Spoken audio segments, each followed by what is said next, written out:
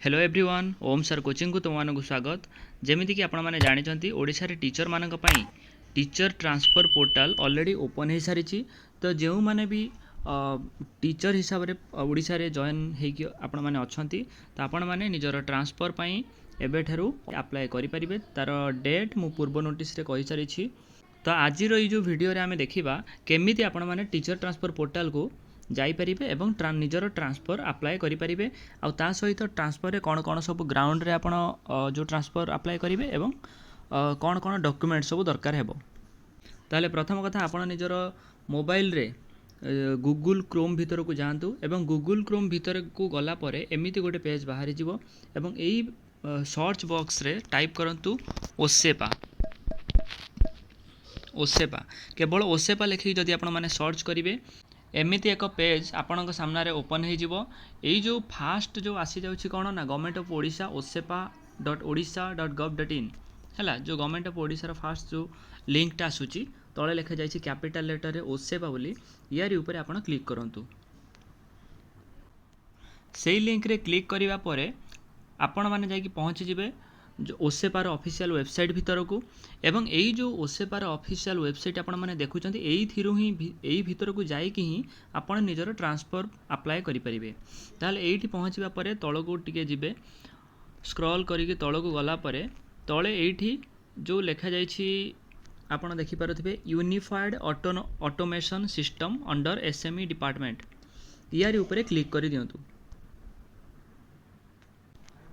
ता उपरे क्लिक करिवा परे आपणको सामने एमिति गोटे पेज खोली जिवो जो थिरे लिखा जाइथिबो कोन ना department of school and mass education तळे लिखा जाइछि यूजर नेम और मोबाइल नंबर। तो आपणकर जो टीचर कोड अच्छी सेईटा ही आपणकर यूजर नेम सेईटा को आपणको एठी लिखिबार अच्छी। तो मु मोर जो टीचर कोड बा जो यूजर नेम जो सेईटा को मु एठी लिखि दोछि। आपण देखिबे नॉर्मली एबे रिसेंटली जो माने जॉब रे अछंती सेमानकर टीचर कोड सीएम बा एमिति फास्ट दुईटा लेटर जोटा थिबो सेटा अल्फाबेट रे थिबो आ ता सहित नेक्स्ट लेटर और नेक्स्ट जहाँ भी सब थिबो सेगुडा नंबर रे थिबो। तो सेईटा होची तुमरा टीचर कोड आपण निजर जो स्कूल लॉगिन करके आपण सेटा को पाई परिबे। किंतु जदि आपण मानक पाखरे अछि सेईटा को डायरेक्टली एटी आपण माने टाइप करि परिबे। ताले मु मोर टीचर कोडटा को एटी टाइप करछि। जेतेबेले आपण माने निजर टीचर कोड बा यूजर नेम को एटी टाइप करि देबे तापरे कंटिन्यू ऊपर क्लिक करिवे।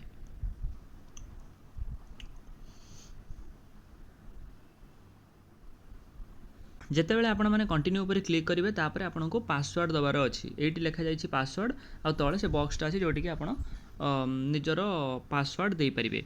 जदि आपण माने निजर पासवर्ड को भूली जाइछंती एटी जो अछि रीसेट पासवर्ड ता ऊपर क्लिक करिके मध्य आपण आउ थरे नुआ पासवर्ड गोटे सेट करि परिबे। जदि आपणकर पुराना पासवर्ड आपणकर मने अछि ए जो एंटर योर पासवर्ड लिखा जाई ता ऊपर क्लिक करिवे एवं पासवर्ड को एंटर करेइबे। पासवर्ड टाइप करिवा परे तळे लिखा जाइछि लॉगिन। लॉगिन ऊपर क्लिक करि दियंतु।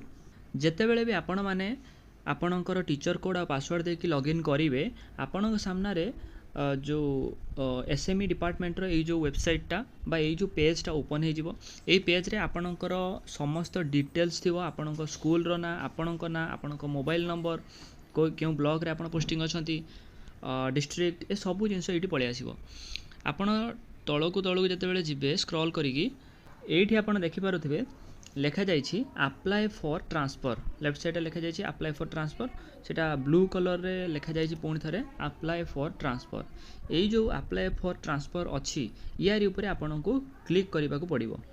जेतेबेले आपण अप्लाई फॉर ट्रांसफर ऊपर क्लिक करिवे तो आपणकर एई पेजटा खोली जिवो। एई पेजटा जो खोली जिवो एई पेज रे लिखा जाइछि कोन ना ट्रांसफर विंडो इज ओपन। जेहेतु एबे तार लास्ट डेट जेहेतु ट्रांसफर रो 2 तारिख प्राय ठीक से मन नहीं आपण माने नोटिस देखिबे टिके।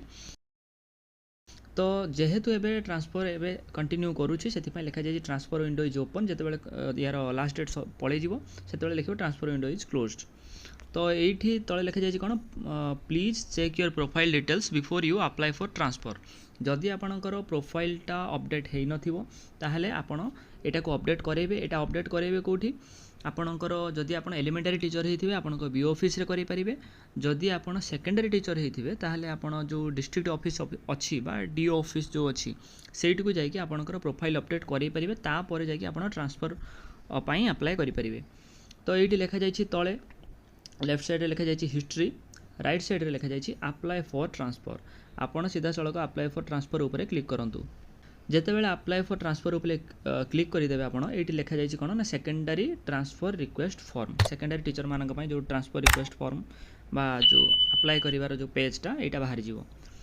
ता तळकु जदि आपण जिबे एठी आपणको एम्प्लॉय डिटेल्स एम्प्लॉय इन्फॉर्मेशन बोली लिखा जाई छि। एठी आपणकर सबु डाटा एठी पळे आसीबो कोठी पोस्टिंग अछंती, स्कूल ना से स्कूल रो UDISE code, date of birth, marital status, caste, mobile number ए सब things, email, nature of appointment, regular की कॉन्ट्रैक्चुअल से सब जिंस पळे आसीबो। एठी आपण जते बेले तळकु जिबे लिखा जाइथिबो कोन ना ट्रांसफर रिक्वेस्ट डिटेल्स।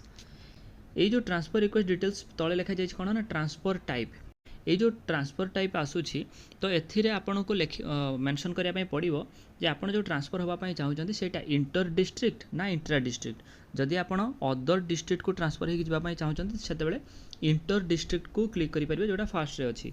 जदि आपन सेम डिस्ट्रिक्ट भितरे अन्य कोनोसी प्लेस को जिबा पई चाहउचंती सेम डिस्ट्रिक्ट भितरे ताहले सेटा इंट्रा डिस्ट्रिक्ट ऊपर क्लिक करिवे। एटा क्लिक करिया परे फर्स्ट थिला ट्रांसफर टाइप, सेकेंड रे अछि ground for transfer. Ground for transfer माने होछि केउ ग्राउंड रे आपण ट्रांसफर होबा पई चाहउचंती।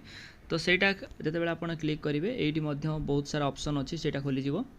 आपण जेउ ग्राउंड रे ट्रांसफर होबा पई चाहउथिबे तारी ऊपर क्लिक करिवे। जेमति कि ग्राउंड रे अछि कोन disability of child, disability of self, disability of spouse, divorcee, female applicants normal transfer, male applicants normal transfer, mutual ground, retirement or superannuation in less than 5 years, spouses of defense personnel, terminal illness of child, terminal illness of self, terminal illness of spouse, ता सहित अछि widow, working spouse in SME school, working spouse regular under SME department। या भितरु आपण गोटिए option को select करि दियंतु।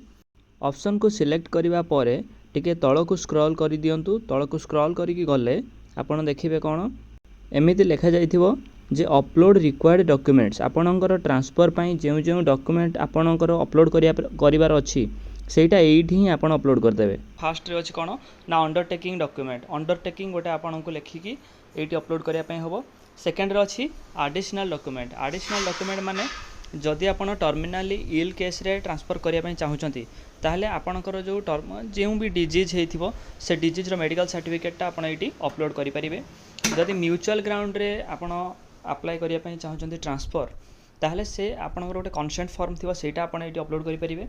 एमिति आपण जेउ भी ग्राउंड रे ट्रांसफर होबा को चाहउचंती ताकू सपोर्ट करथिबा गोटे डॉक्यूमेंट एठी अपलोड करिवे। तापर लास्ट को देछि सर्विस बुक। तो ये जो सर्विस बुक रे आपणकर service book row first page को अपलोड करिवे। सेटा स्कैन करिकि बा फोटो उठेकि एठी अपलोड कर दे परिवे। तापर लास्ट को अछि सबमिट रो बटन। सबमिट बटन ऊपर क्लिक करिबा परे आपणकर ट्रांसफर जो प्रोसेस अछि सेटा कंप्लीट हे जिवो। ताहले एई भिडियोटी थिला केमिति आपण माने निजर ट्रांसफर पई अप्लाई करि दे परिवे। जदि भिडियोटी भलो लागि थाए भिडियो को लाइक करंतु एवं एमिति इन्फॉर्मेटिव भिडियो पाइबा पई ओम सर कोचिंग चैनल को सब्सक्राइब करि दियंतु।